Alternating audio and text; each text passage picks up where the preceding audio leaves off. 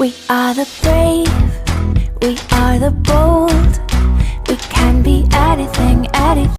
Hello everyone, आप सबका स्वागत है आपके ट्रिपल सी के लेक्चर नंबर 9 में। तो आज वीडियो हो सकता है आज मैं थोड़ी छोटी कर दूं क्योंकि 2 दिन से वीडियो काफ़ी लंबी हो गई है और मुझे ऐसा लगता है कि आप ज़्यादा लंबी वीडियो देखते देखते बोर हो जाओगे। क्योंकि मैंने अब सोचा है कि अब थोड़ा थोड़ा टॉपिक कवर करते हैं, क्योंकि पिछले ऐसे टॉपिक्स थे जो बीच में गैप नहीं हो सकता था। मतलब अगर मैं एक चीज़ अभी समझाना शुरू किया हूँ तो उसके नेक्स्ट जो टॉपिक था इतना ज़्यादा इंटरकनेक्टेड था कि वो मुझे उसी में बताना ही था।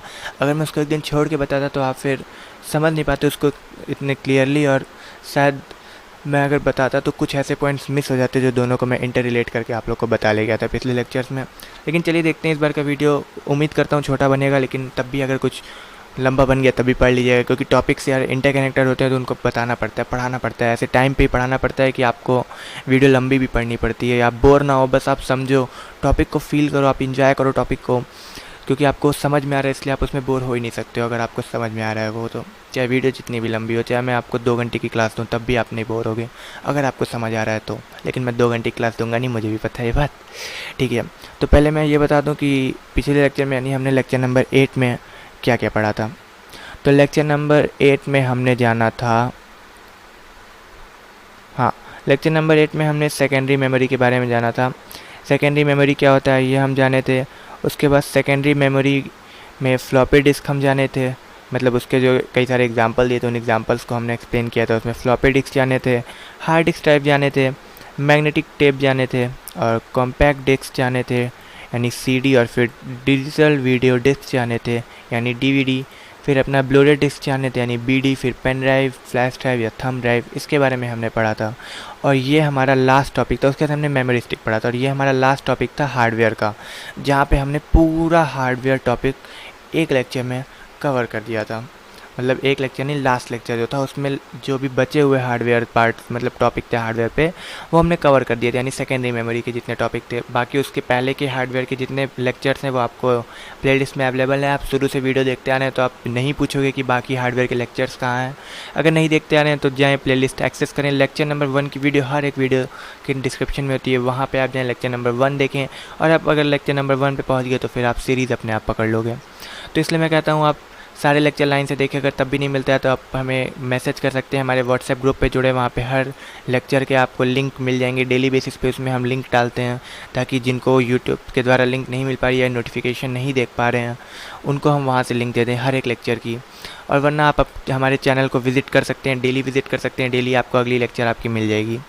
तो ज़्यादा टाइम वेस्ट हो रहा है, इसलिए मैं शुरू करता हूँ अपना नेक्स्ट लेक्चर, जो कि हमारा लेक्चर नंबर 9, और इसमें हम शुरू करने वाले हैं बहुत ही इंटरेस्टिंग टॉपिक, जो कि हमारा है सॉफ्टवेयर।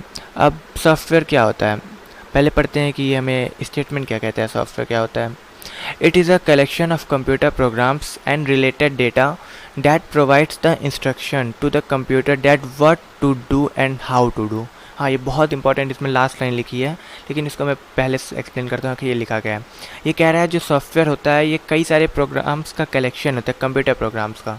मतलब इसके क्या मतलब हुआ? इसका मतलब ये हुआ कि कई सारे प्रोग्राम्स जो हम बनाते हैं, छोटे छोटे प्रोग्राम्स होते हैं, जैसे कैलकुलेटर हुआ, तो कैलकुलेटर एक सॉफ्टवेयर है। अब कैलकुलेटर बनाने के लिए हमें कई ऐसे प्रोग्राम्स उसमें डिज़ाइन करने पड़े थे, जैसे एडिशन का प्रोग्राम, सब्सट्रैक्शन का, डिवीज़न का, हर एक चीज़ का उसमें अलग प्रोग्राम हम डिज़ाइन किए थे, उसको बनाए थे। मतलब आप नहीं, हम जो उसको कैलकुलेटर जो भी प्रोग्रामर बनाया होगा वो बनाया है। तो वही चीज़ में कह रहा है कि एक सॉफ्टवेयर बनाने के लिए कई सारे प्रोग्राम्स का कलेक्शन करना पड़ता है, या फिर ये कह लीजिए कि एक सॉफ्टवेयर कई सारे प्रोग्राम्स का कलेक्शन होता है। इस पहले सेंटेंस में वही था। फिर क्या? And related data that provides the instruction to computer. मतलब कह रहा है प्रोग्राम्स का तो कलेक्शन होता ही है, साथ में कुछ इंस्ट्रक्शंस का, कुछ ऐसे डेटा जो इंस्ट्रक्शंस के तौर पे होते हैं, जो हम अपने कंप्यूटर को इंस्ट्रक्शन देते हैं उसके तौर पे होते हैं हमारे सॉफ्टवेयर में। जैसे कैलकुलेटर का अगर मैं टॉपिक उठाया हूँ तो कैलकुलेटर पे ही बताता हूँ कि उसमें इंस्ट्रक्शन क्या हुआ। उसमें जैसे हमने एडिशन का प्रोग्राम तो बनाया है, लेकिन हम उसमें एडिशन एक इंस्ट्रक्शन भी तो डालें, एक तरह से इंस्ट्रक्शन, एक ऐड करने एक इंस्ट्रक्शन हम उसको देते हैं ना, कि ये 2 नंबर को ऐड कर दो, ये हमने उसको इंस्ट्रक्ट किया, एक इंस्ट्रक्शन दिया, एक ऑर्डर दिया।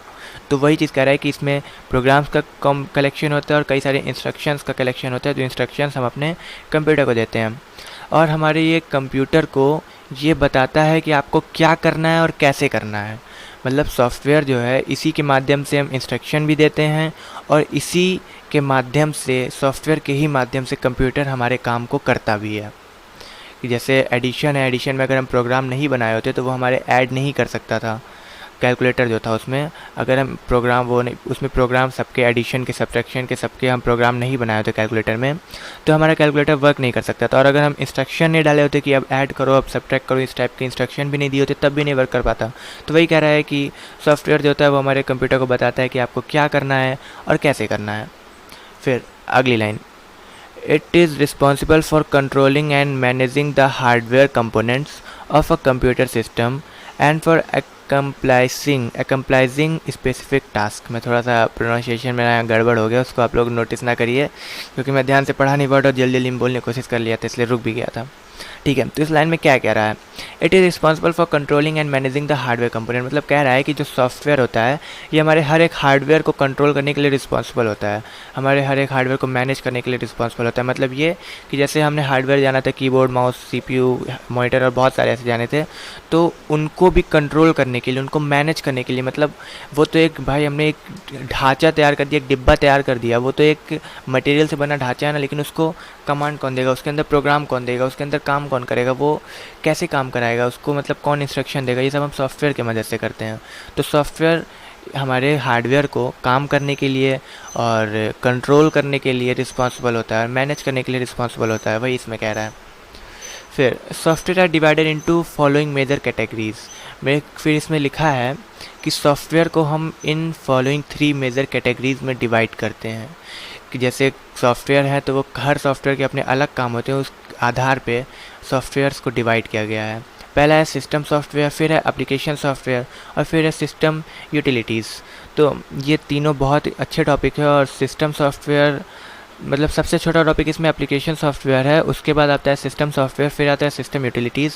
लेकिन आपको एक सीरीज़ में पढ़ाने के लिए, छोटे बड़े की सीरीज़ नहीं, जो सीरीज़ आपको समझने में आसान होगा, आसानी से आप समझ पाएंगे, एक कंप्यूटर के सॉफ्टवेयर की ओरिजिन की सीरीज़ जो आप जान पाएंगे, हर चीज़ की सीरीज़, उसके हिसाब से आपको पहले सिस्टम सॉफ्टवेयर पढ़ना पड़ेगा। कि आप मान लीजिए एक सीक्वेंस में चलने के लिए कि आपको एक बढ़ाएं तो अगला उससे मैं कैसे रिलेट करूँगा। अगर आपको पहले कुछ और पढ़ा दूँ और उसके पिछले वाला रिलेट कर ही ना रहा हो, उसके आगे वाला रिलेट करने वाला है, तो वो चीज़ आपको समझ नहीं आएगा। इसलिए पहले आपको सिस्टम सॉफ्टवेयर पढ़ना पड़ेगा। तो तीनों पढ़ेंगे, लेकिन पहले सिस्टम सॉफ्टवेयर, इसलिए भी मैं कि तीनों में से किसी के बारे में कुछ नहीं बोलूँगा कि तीनों को क्यों कैटेगराइज किया गया, क्या है तीनों। आपको अभी जब पढ़ना है तो इकट्ठे पढ़ लेते हैं सीधे। पहला सिस्टम सॉफ्टवेयर, इसको हम शुरू करते हैं। सिस्टम सॉफ्टवेयर, सिस्टम सॉफ्टवेयर क्या होता है, पहले स्टेटमेंट देखते हैं क्या कहता है। It consist of several programs which are directly responsible for controlling, integrating and managing the individual hardware component of computer system. हाँ, इसमें कह रहा है कि ये जो सिस्टम सॉफ्टवेयर होते हैं ये रिस्पॉन्सिबल होते हैं हमारे हर एक हार्डवेयर को, हर एक कोई भी हार्डवेयर, जैसे कि हमने सॉफ्टवेयर के बारे में जाना था कि वो मैनेज करता है, तो अब ये उसी के अंदर की कैटेगरी सिस्टम सॉफ्टवेयर की, सॉफ्टवेयर में से कौन सा टाइप मैनेज करता है हार्डवेयर्स को, तो वो आप इसमें जानेंगे कि ये सिस्टम सॉफ्टवेयर होता है जो हमारे हार्डवेयर को मैनेज करते हैं। मतलब जो अभी आपको हमने बताया था ना कि हर एक हार्डवेयर को मैनेज करने के लिए सॉफ्टवेयर रिक्वायर होता है, सॉफ्टवेयर हार्डवेयर को भी मैनेज करते हैं, कंट्रोल करते हैं, हमारे इंस्ट्रक्शंस उसमें देते हैं, इंस्ट्रक्शन उससे प्रोसेस कराते हैं।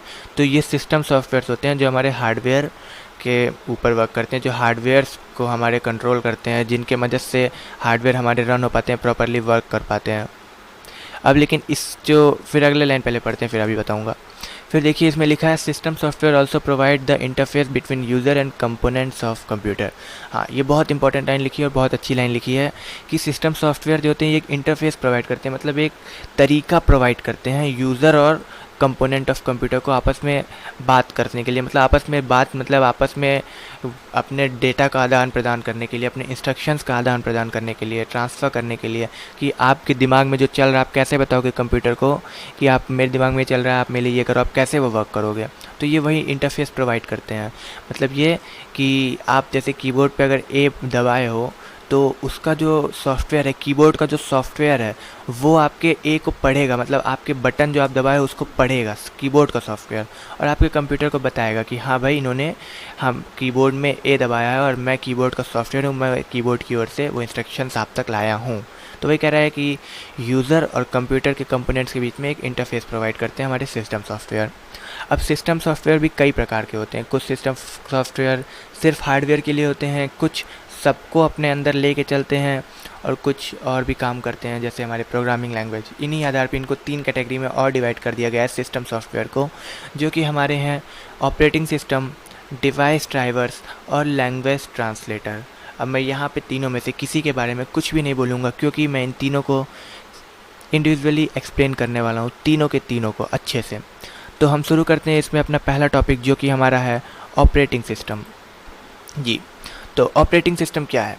ऑपरेटिंग सिस्टम को पहले स्टेटमेंट पढ़ते हैं। स्टेटमेंट क्या कह रहा है?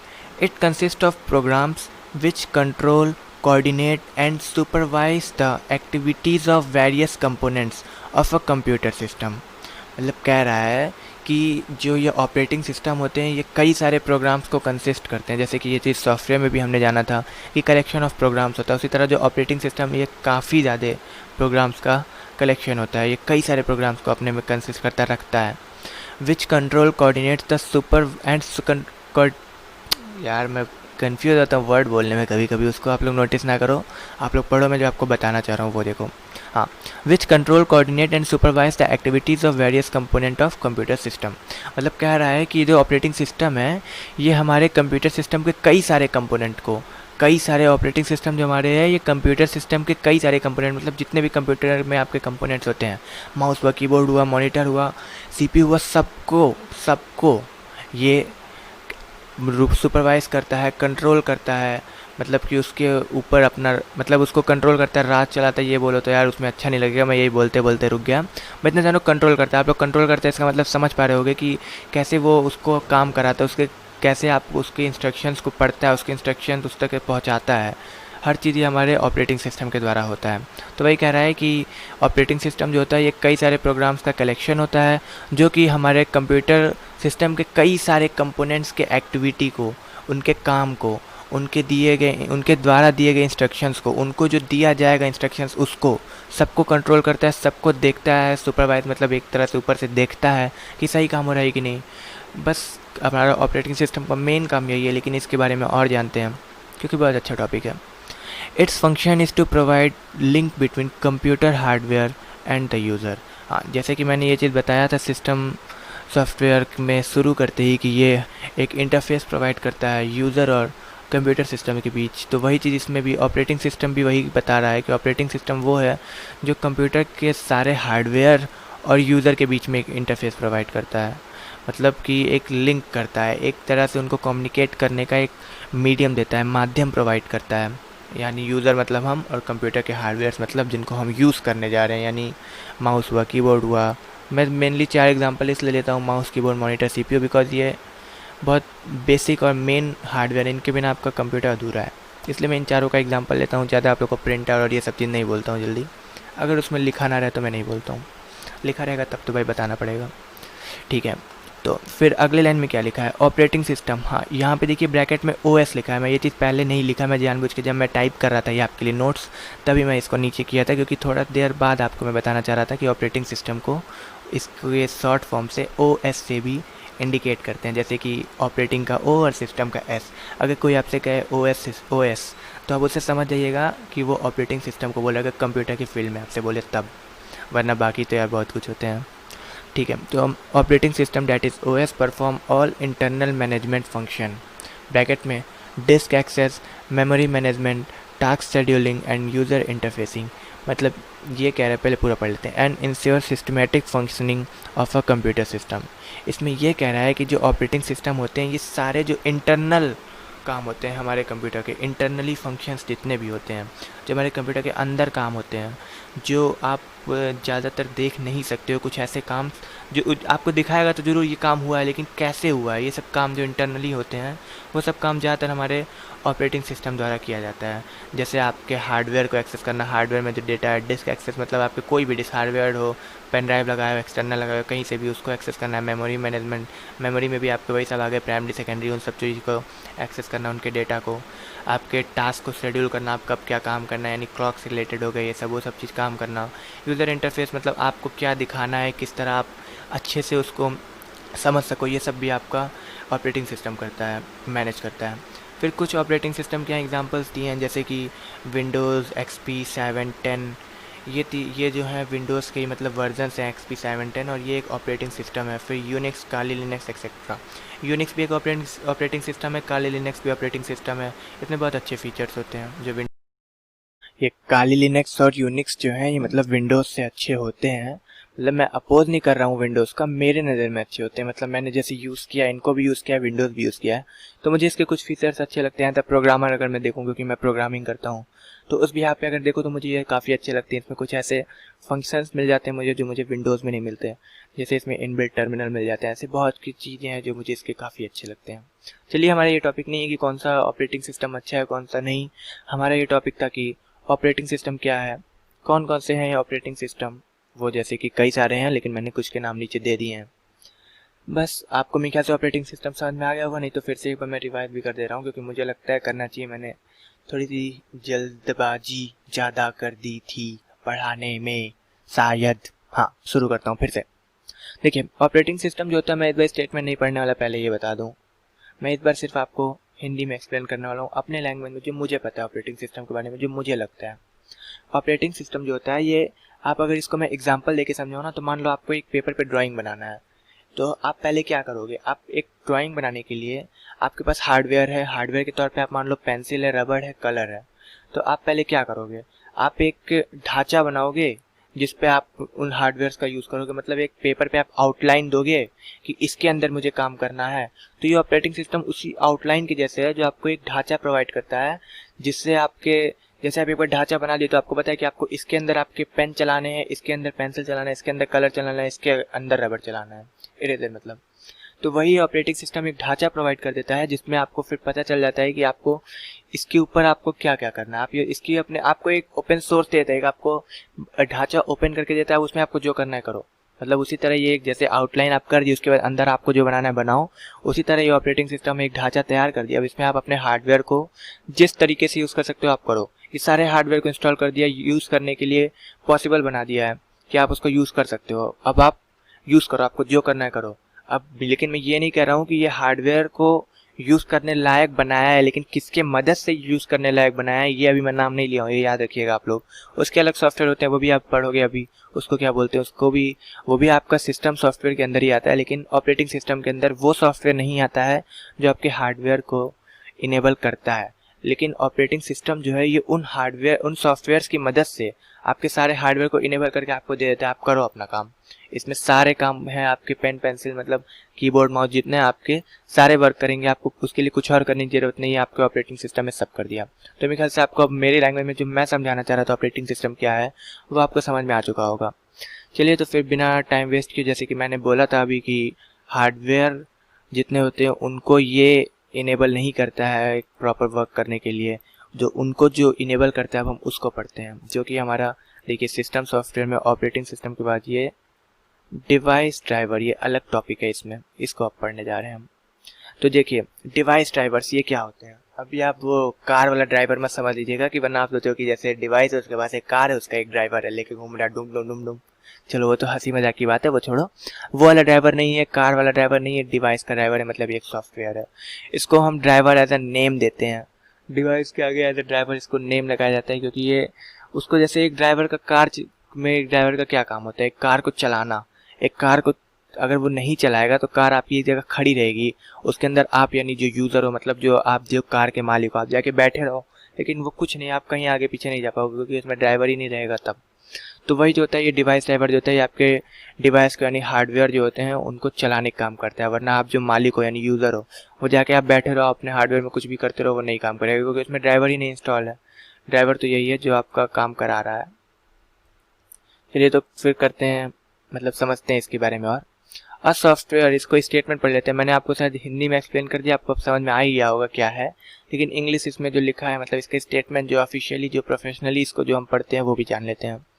अ software which is written with the objective of making a device functional when it is connected to computer is called device driver। जैसे कि मैंने बोला कि एक हार्डवेयर को जो काम कराने लायक बनाता है, इनेबल बनाता है, वही हमारा डिवाइस ड्राइवर। वही इसमें भी लिखा है कि एक ऐसा सॉफ्टवेयर जो हमारे किसी भी हार्डवेयर को या फिर डिवाइस को या फिर किसी भी मतलब कंप्यूटर के पार्ट को, कंपोनेंट को वर्क करने लायक बना दे, फंक्शन करने लायक बना दे, फंक्शनल बना दे, वो हमारा जो सॉफ्टवेयर होता है उसको हम डिवाइस ड्राइवर कहते हैं। A software which is written with the objective making of a device functional, मतलब एक सॉफ्टवेयर जिसको रिटन का मतलब ये नहीं कि अब आप इसको कॉपी पेन और रिटन, मतलब एक सॉफ्टवेयर के यहाँ रिटन का मतलब ये है कि एक सॉफ्टवेयर को बनाया गया है, एक सॉफ्टवेयर की कोड को लिखा गया है। एक सॉफ्टवेयर जो है वो बनाया गया है किसी भी हमारे कंप्यूटर के कंपोनेंट या हार्डवेयर को फंक्शनल बनाने के लिए, काम करने लायक बनाने के लिए, वो सॉफ्टवेयर हम डिवाइस ड्राइवर कहते हैं। पहले लाइन में उतना ही लिखा है, software which is written with the objective of making a device functional when it is connected to computer is called device driver. हाँ, ये वर्ड अच्छा लिखा है, when it is connected to computer.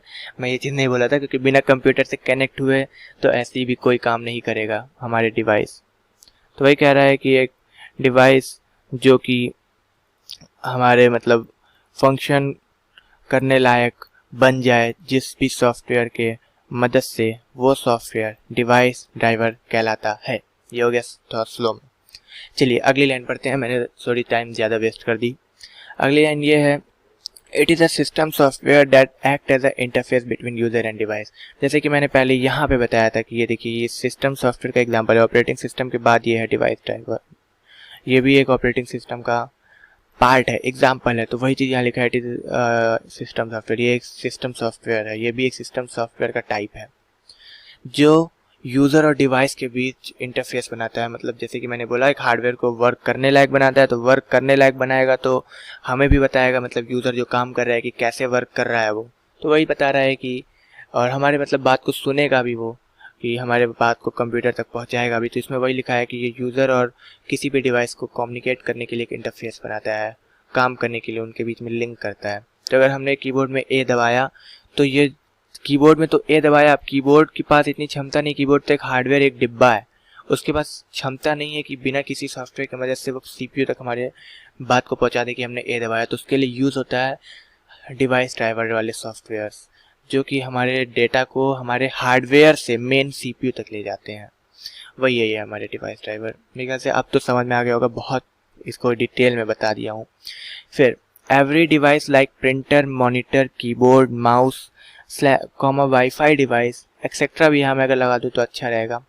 Etcetera यानी बहुत से devices has a driver program for its proper functioning.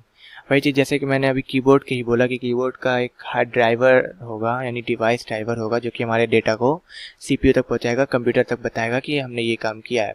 उसी तरह हमारा जो हर एक हार्डवेयर होता है, मतलब मॉनिटर तक जिस पे आप देखते हो, उस तक का एक अलग ड्राइवर होता है। अलग ड्राइवर मतलब सिर्फ मैं ड्राइवर बोल रहा हूँ, इसको आप डिवाइस ड्राइवर से समझिएगा। एक सॉफ्टवेयर, हर उसका भी सॉफ्टवेयर होता है, उसको भी आप कंप्यूटर में इंस्टॉल करना चाहो तो एक उसका मतलब अगर अपने सीपीयू में ना सिर्फ लाके मॉनिटर कनेक्ट कर दो तो आपको कुछ नहीं दिखाएगा, जब तक आप सीपीयू में उस मॉनिटर के जो ड्राइवर है, उसका जो सॉफ्टवेयर है, उसको आप इंस्टॉल नहीं करोगे। तो वह चीज़ में कह रहा है कि हर एक डिवाइस, हर एक हार्डवेयर, हर एक कंपोनेंट सीपीयू का, कंप्यूटर का जो भी है, सबका एक खुद का ड्राइवर प्रोग्राम होगा, यानी डिवाइस ड्राइवर होगा, जो कि उसको प्रॉपर फंक्शनिंग के लिए इनेबल करेगा, लायक बनाएगा, मतलब प्रॉपर वर्क करने लायक बनाएगा।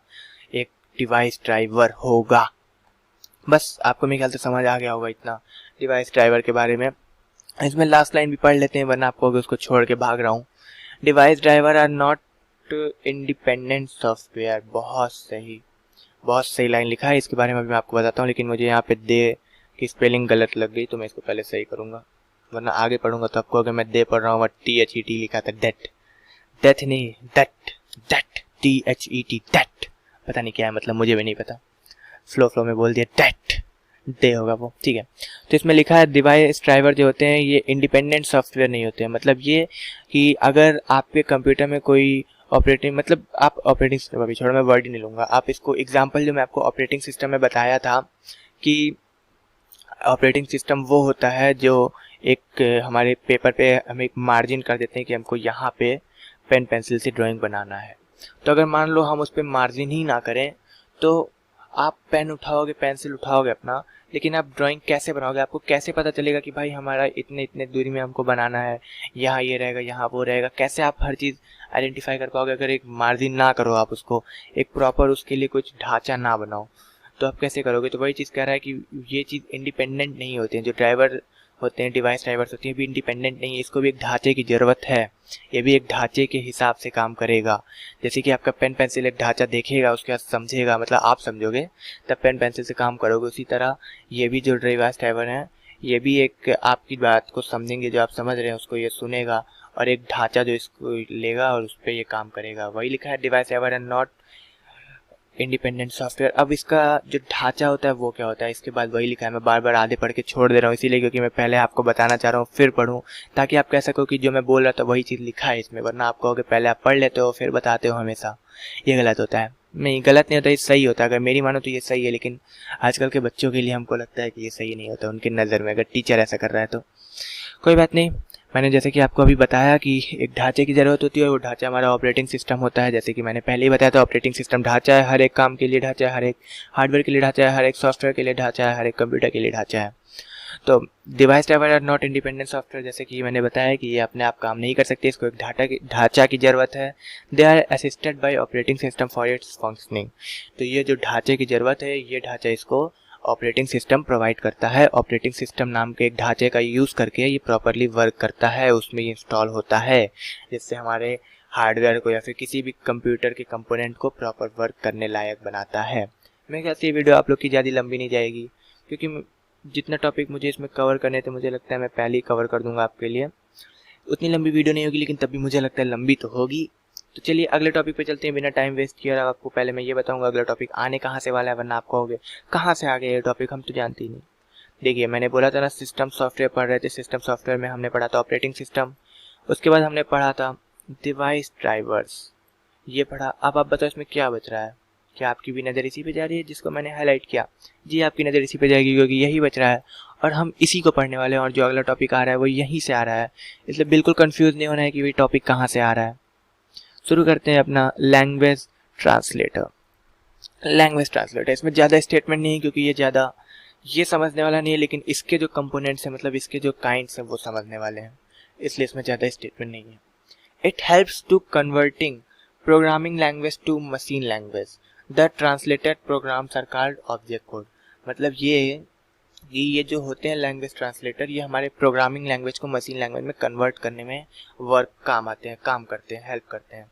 मतलब क्या? अब आप बोलोगे यार प्रोग्रामिंग लैंग्वेज क्या आ गया, मशीन लैंग्वेज क्या आ गया, हम तो इसका नाम ही नहीं सुने अभी तक, आपने हमको बताया नहीं। अचानक से वर्ड लाया, उसको हाईलाइट कर दियो, बोल्ड में लिख दियो, हम क्या जानेंगे इसको, आप क्या कर रहे हो ये?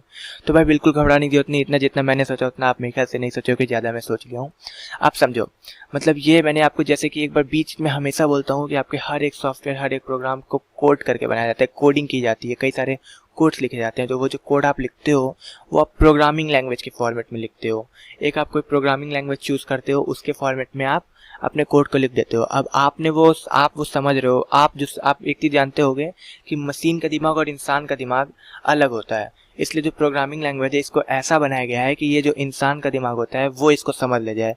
अब आप तो समझ रहे हो लेकिन मशीन इसको नहीं समझ रहा है, तो इसलिए जो आपने प्रोग्राम लिखे होते हैं, जो आपने कॉपी कर रहा हूँ, जो आपने अपने कंप्यूटर में प्रोग्राम लिखे हैं, जो आपने एक प्रोग्राम बनाया है, एक प्रोग्रामिंग लैंग्वेज के कोड्स लिखे हैं, एक कोडिंग कई सारी की है, उन कोड को, वो तो आपके लैंग्वेज में आप समझ रहे हो आपने क्या कोड किया है, लेकिन उस कोड को मशीन को समझाने के लिए, मतलब एक कोई भी सॉफ्टवेयर बनाने के लिए, एक मशीन के लिए आप सॉफ्टवेयर बनाओगे ना, उस मशीन को समझाने के लिए जो एक प्रोग्राम को हम यूज़ करते हैं, जो सॉफ्टवेयर को हम यूज़ करते हैं, उस सॉफ्टवेयर को हम लैंग्वेज ट्रांसलेटर कहते हैं। ये हमारे प्रोग्रामिंग लैंग्वेज को मशीन लैंग्वेज में कन्वर्ट कर देता है, जिससे जो हम लिखे हैं प्रोग्रामिंग लैंग्वेज, प्रोग्राम्स के कोड हम लिखे हैं, जो हम समझ रहे हैं, उस कोड को मशीन भी अपने लैंग्वेज में समझ सके। हम उसको मशीन के लैंग्वेज में कन्वर्ट कर दें जिससे वो भी उसको समझ सके और उस हिसाब से काम कर सके जो हमने किया है। वो हमारा जो सॉफ्टवेयर हमने बनाया है या प्रोग्राम बनाया है वो हमारे हिसाब से जो हमने बनाया है उसी हिसाब से मशीन में रन करे, उसी हिसाब से चले। फिर लिखा है the translated programs are called object code. मतलब जो हमारे जो प्रोग्राम हमने कोड लिखे होते हैं वो जब ट्रांसलेट हो चुके रहते हैं, मशीन की लैंग्वेज में वर्क करने लगते हैं, तो उसको हम ऑब्जेक्ट कोड कहते हैं। मतलब कि अब वो मशीन की लैंग्वेज में आ गया तो उस लैंग्वेज में आने के बाद वो जो कोड होगा वो हमारे लिए ऑब्जेक्ट कोड होगा, लेकिन मशीन के लिए वो उसका कोड होगा और हमारे लिए वो ऑब्जेक्ट कोड होगा, क्योंकि हमारे लिए वो प्रोग्रामिंग लैंग्वेज का कोड तब तक था जब तक वो प्रोग्रामिंग लैंग्वेज में था, लेकिन हमने लैंग्वेज ट्रांसलेटर की मदद से उसको मशीन लैंग्वेज में कन्वर्ट कर दिया, इसलिए वो कोड अब हमारे लिए ऑब्जेक्ट कोड हो गया है। मेरे ख्याल से आपको लैंग्वेज ट्रांसलेटर अच्छे से समझ में आ गया होगा। जो मैं बताना चाह रहा था, इसके 3 टाइप में इसको डिवाइड किया जाता है। पहला है असेंबलर, दूसरा है कंपाइलर, तीसरा है इंटरप्रेटर। मेरे ख्याल से आपको ये तीनों का नाम थोड़ा सा और लगे, आप पहली बार सुन रहे हो, लेकिन इतना सिंपल है कि आपको बिल्कुल और नहीं लगने वाला। आपको बहुत ही आसानी से ये तीनों समझ में आ जाएंगे। अब हम समझते हैं इनको भी। तो चलिए अब इनके बारे में हम जान लेते हैं कि असेंबलर, कंपाइलर और इंटरप्रेटर क्या होता है। तो पहला है assembler. Assembler, it is use to convert the data, data नहीं लिखा है, मैं अपने मन से बोल दिया। It is use to convert the assembly language into machine language that is in the form of 0 और 1। मतलब ये कि ये कुछ स्पेशल टाइप के लैंग्वेज होते हैं, यानी असेंबली लैंग्वेज होते हैं। मतलब जो हमारे प्रोग्रामिंग लैंग्वेज होते हैं उसमें से जो हम एक तरह से मशीन के लिए, जो हम एक तरह से ड्राइवर का, जो हमारे सॉफ्टवेयर बनता है, ड्राइवर के जो डिवाइस ड्राइवर जो होते हैं उनके जो सॉफ्टवेयर्स बनते हैं, उन सब चीज़ के लिए जो भी हम कोडिंग करते हैं, जो भी सॉफ्टवेयर्स यूज़ करते हैं उनके कोडिंग को रन कराने के लिए, वो इसमें आते हैं। मतलब जिन कोड्स को हमें मशीन लैंग्वेज में कन्वर्ट करना है, उस टाइप के, जिनको हम 0 और 1 के फॉर्मेट वाले मशीन लैंग्वेज में हमको जिसको कन्वर्ट करना है, उन कोड्स को, उन प्रोग्राम्स के लैंग्वेज को, उनको हम असेंबली लैंग्वेज बोलते हैं। उन प्रोग्राम्स के लैंग्वेज को जिनको हमें कन्वर्ट करना है, और उनको कन्वर्ट करने के लिए जो हम यूज़ करते हैं वो होता है असेंबलर। यानी असेंबलर जो होता है ये असेंबली लैंग्वेज को मशीन लैंग्वेज में कन्वर्ट करने का काम करता है। और मशीन लैंग्वेज यानी जो 0 और 1 इसी से पूरे बन के मशीन लैंग्वेज होते हैं। ये सब बाइनरी डिजिट ये सब होते हैं, हेक्साडेसिमल, डेसिमल, ये सब आप लोग को नहीं पढ़ना है CCC के कोर्स में, इसलिए आप लोग बिल्कुल निश्चिंत रहिए। आपको इतना डिटेल में नहीं जाना, इससे आपको बस ये जानना है कि जो असेंबलर है ये असेंबली लैंग्वेज को मशीन लैंग्वेज में कन्वर्ट करता है। असेंबली लैंग्वेज जो है उसको हम लोग राइट करते हैं, और मशीन लैंग्वेज वो है जो एक मशीन समझता है, और असेंबली लैंग्वेज वो है जो हम समझते हैं, जो हम असेंबल किए हैं, जो हम राइट किए हैं, वो असेंबली लैंग्वेज है। और हमको मशीन को समझाने के लिए उसको मशीन लैंग्वेज में कन्वर्ट करना पड़ता है 0 और 1 के फॉर्मेट में, जो कि हम असेंबलर के माध्यम से करते हैं। This language consist of mnemonic codes which are difficult to learn and is machine dependent.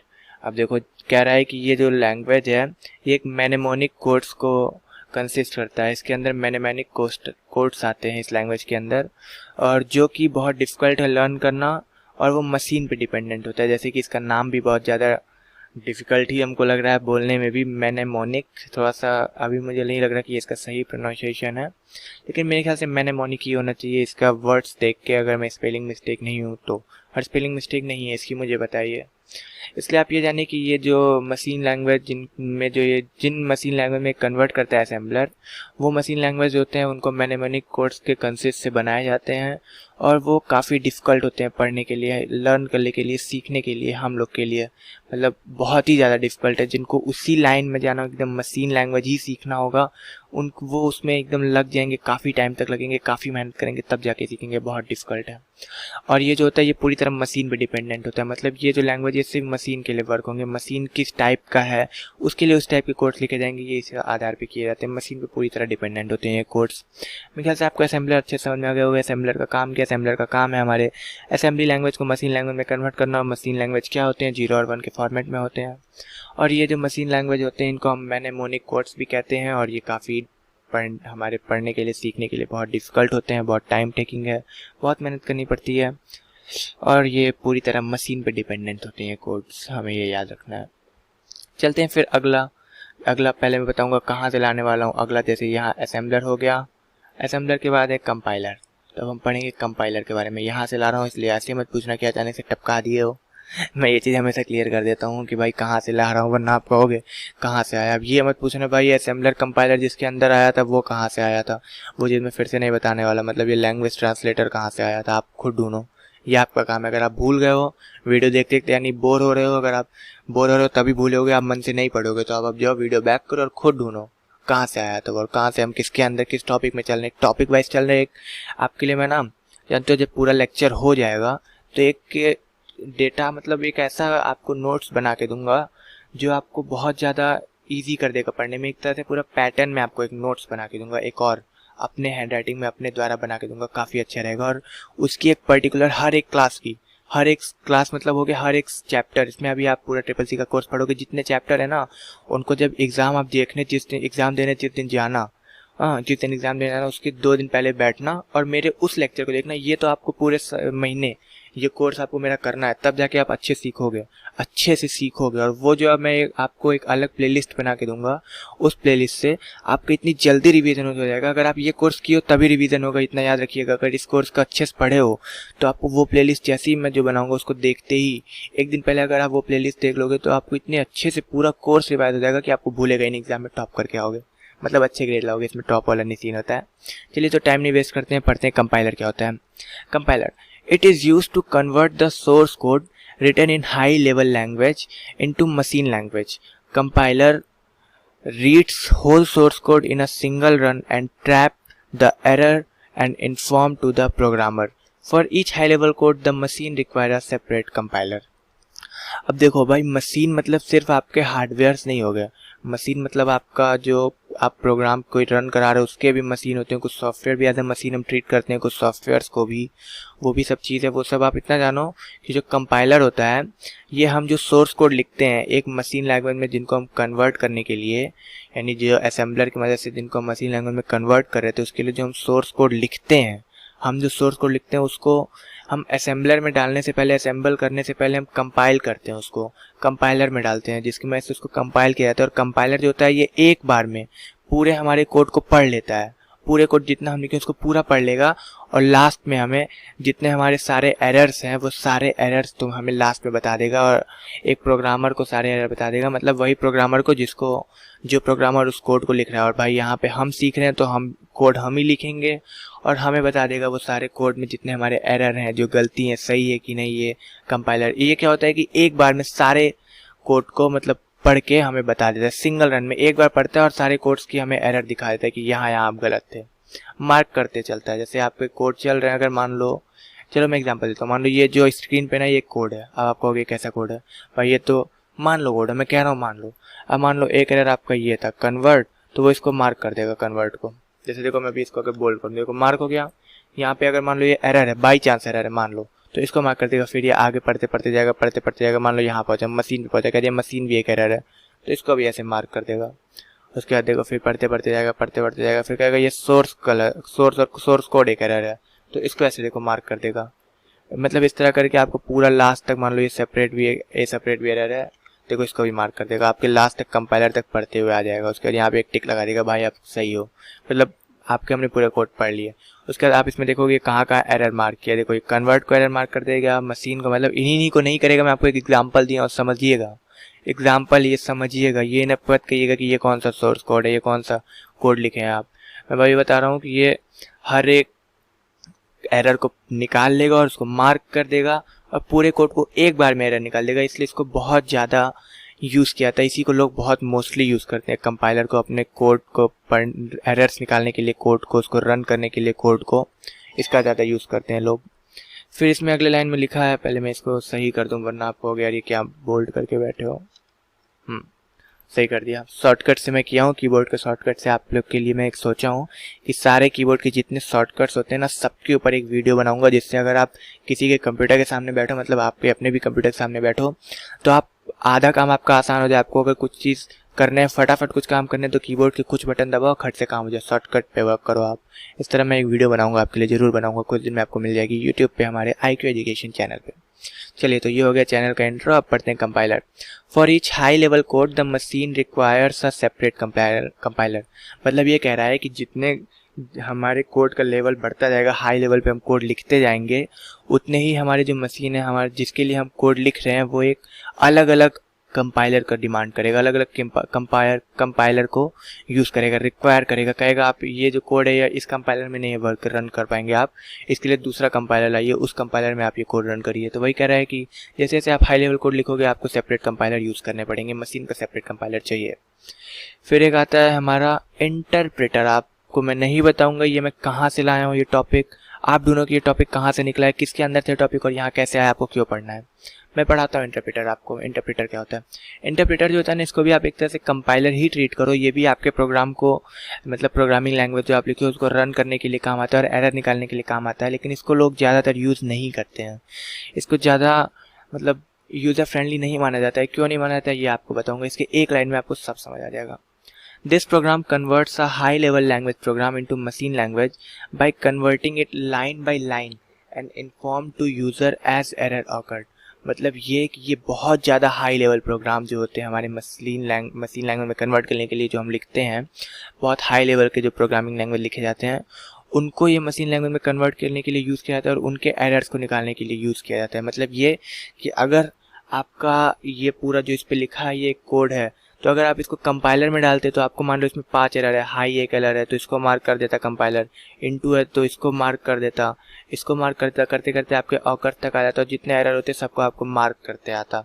लेकिन जो इंटरप्रेटर होता है ना, ये क्या करेगा, अगर ये कोड को पढ़ रहा है, मान लो इस कोड को ये पढ़ रहा है, इसको ये हाई एरर दिख गया तो ये खट से यहाँ पे प्रोग्राम को रोक देगा आपके। ये इसके आगे आपका वो पढ़ेगा ही नहीं प्रोग्राम को, कहेगा कि भाई आपका ये एरर है, इसको आप पहले सही करो तब हम आगे जाएंगे। इस तरह का होता है। इस तरह का मतलब इसको बहुत हाई लेवल के प्रोग्राम को इसलिए पढ़ने के लिए यूज़ किया जाता है, रन करने के लिए यूज़ किया जाता है मशीन लैंग्वेज को, क्योंकि जैसे आप जब बहुत हाई लेवल के लिखोगे, कोड्स लिखोगे, प्रोग्रामिंग लैंग्वेज लिखोगे, तो आप अगर सारी गलती आप इकट्ठे देखोगे तो आपको उतनी समझ नहीं आएगी कि इतने ज़्यादा कोड्स रहेंगे। इसलिए इसको यूज़ करते हैं कि आपकी पहली गलती जाए ये तुरंत आपको दिखा देगा कि आपकी पहली गलती है, आप पहले इसको सही कर लो। इस तरह आपके कोड जो होंगे वो नीट एंड क्लीन और बिना एरर्स के आपके इससे बन जाते हैं। तो लेकिन नॉर्मल लोग इसको इसलिए नहीं यूज़ करते हैं क्योंकि यार बार बार प्रोग्राम रुक जाता है, इस सब वजह से, जो क्योंकि बहुत छोटे छोटे कोड्स नॉर्मल लोग लिखते हैं। इसलिए मैंने बोला था यूज़र फ्रेंडली नहीं होता है, ज़्यादा यूज़र्स के लिए नहीं फ्रेंडली होता है। मैंने ये भी बोला था ज़्यादा यूज़र्स के लिए, ये उनके लिए ज़्यादा यूज़र फ्रेंडली है जो भाई बड़े बड़े प्रोग्राम्स लिख रहे हैं, बड़े बड़े कंपनीज में काम कर रहे हैं, बड़े बड़े मशीन लैंग्वेज लिख रहे हैं, उनके लिए बहुत ज़्यादा हेल्पफुल होता है और यूज़ भी करते हैं। हम लोग जैसे छोटे प्रोग्राम अगर लिखते हैं, अगर आप लोग प्रोग्रामिंग लैंग्वेज आगे सीखते हो, स्टार्ट करोगे छोटे प्रोग्राम से, तो आप इंटरप्रेटर की जगह आप कंपाइलर यूज़ करोगे, क्योंकि आप नहीं चाहोगे कि आपका वीडियो ब्लॉक करके ब्लॉक होता रहे। तो मेरे ख्याल से आज के लेक्चर में मैंने आपको जितना बताया आपको समझ में आ गया होगा। जैसे कि मैं सोचा था वीडियो लंबा ना ले जाऊं, लेकिन वीडियो लंबा जा चुका है। कोई बात नहीं, लंबी वीडियो है, कोई बात नहीं, अच्छे से समझ में आया होगा। मैंने अच्छे से हर एक टॉपिक को समझाया। अगर कोई टॉपिक ना समझ में आया हो तो आप प्लीज़ रिक्वेस्ट है आपसे कमेंट बॉक्स में आप ज़रूर पूछिएगा। पढ़ा क्या हमने ये भी जानते हैं, सॉफ्टवेयर पढ़ा हमने क्या होता है सॉफ्टवेयर, इसके 3 टाइप जाने, system software, application software, system utilities. हमने 3 टाइप जाने, मतलब नाम जाने, इनके बारे में भी तीनों के नहीं। हमने सिस्टम सॉफ्टवेयर शुरू किया था। सिस्टम सॉफ्टवेयर हमने जाना क्या होता है। सिस्टम सॉफ्टवेयर को 3 कैटेगरी में डिवाइड किया गया था, ऑपरेटिंग सिस्टम, डिवाइस ड्राइवर और लैंग्वेज ट्रांसलेटर। फिर हमने इसमें ऑपरेटिंग सिस्टम को जाना, डिवाइस ड्राइवर को भी जाना क्या होता है और लैंग्वेज ट्रांसलेटर को भी जाना क्या होता है। ये तीनों सिस्टम सॉफ्टवेयर के अंदर के पार्ट थे, टाइप थे, जिनको हमने जाना। फिर लैंग्वेज ट्रांसलेटर में 3 डिवाइड किया गया था, असेंबलर, कंपाइलर, इंटरप्रेटर, और हमने इन तीनों को भी पूरी डिटेल में पढ़ा आज। मेरे ख्याल से अब आपको इतना पूरा समझ में आ गया होगा जितना आज मैंने पढ़ाया है। कल हम शुरू करेंगे एप्लीकेशन सॉफ्टवेयर, और ये थोड़ा छोटा टॉपिक है तो इसको मैं बहुत जल्दी ख़त्म कर दूंगा और कल ही सिस्टम यूटिलिटीज़ शुरू कर दूंगा। इसलिए कल का लेक्चर भी आप लोग बिल्कुल मिस मत करिएगा। मिलते हैं तो आपसे अगले लेक्चर में कल। और अगर अभी तक आपने हमारे चैनल को सब्सक्राइब नहीं किया है तो आप प्लीज़ रिक्वेस्ट है आप चैनल सब्सक्राइब कर लो। वीडियो अगर नहीं लाइक कर रहे हो तो भाई प्लीज़ वीडियो लाइक कर दिया करो, मुझे पता तो चले आपको वीडियो अच्छी लगी, आपने पढ़ा है एटलीस्ट इतना तो मुझे पता चलेगा। और अगर वीडियो अच्छी लग रही है और आपके पहचान में आपको कोई और फ्रेंड है, कोई भी आपका है जो ये कोर्स करना चाहता है SSC का, परेशान है, लॉकडाउन की वजह से नहीं कर पा रहा है, कहीं नहीं निकल पा रहा है, तो घर बैठे ये कोर्स यूट्यूब पे फ्री ऑफ कॉस्ट चल रहा है, तो आप उसको जरूर शेयर करो और अपने व्हाट्सएप इसके स्टेटस, फेसबुक स्टेटस, हर जगह इसको शेयर करो ताकि ज़्यादा से ज़्यादा लोग तक हम पहुंच सकें, ज़्यादा से ज़्यादा लोग की हेल्प हो सके, फ्री में उनको SSC का कोर्स घर बैठे मिल सके इस लॉकडाउन के समय में। अच्छा लेक्चर था मेरा, मुझे ऐसा लगा जो अभी आपको बताया हूँ शेयर करने के लिए। करिएगा जरूर, मेरा बात है ये रख लीजिए, पास रख लीजिएगा, वीडियो को ज़्यादा से ज़्यादा शेयर करिएगा। है तो फिर से चलता हूँ, मिलेंगे आपको कल नेक्स्ट लेक्चर में। उसके पहले ये बता दो, अगर आपको नोट्स चाहिए तो आपको डिस्क्रिप्शन बॉक्स में वेबसाइट की लिंक मिल जाएगी, नोट्स मिल जाएंगे। डाउट के लिए आप कमेंट बॉक्स आपके पास है, वरना नीचे नंबर है, नंबर पे कॉल करके पूछो, मैसेज करके पूछो, व्हाट्सएप मैसेज करो, कुछ भी करो। फिर आपको नीचे व्हाट्सएप ग्रुप पे ज्वाइन करने का लिंक मिल जाएगा, उस पर क्लिक करके हमारे IQ एजुकेशन के ऑफिशियल चैनल के ग्रुप को ज्वाइन करो। वहाँ पे आपको डेली के लिंक्स मिल जाएंगे, जो भी हम वीडियो अपलोड करें फ्री ऑफ कॉस्ट, कोई चार्ज हम आपसे कहीं पे आपको कुछ भी नहीं मांगा जाएगा, क्योंकि हम आपकी खुशी के लिए बना रहे हैं, अपनी खुशी के लिए नहीं, इसलिए आपसे कुछ पैसे नहीं लिए जाते। धन्यवाद, मिलते हैं कल के लेक्चर में, लेक्चर नंबर 10 में, काफ़ी इंपॉर्टेंट होगा, पढ़िएगा जरूर। धन्यवाद।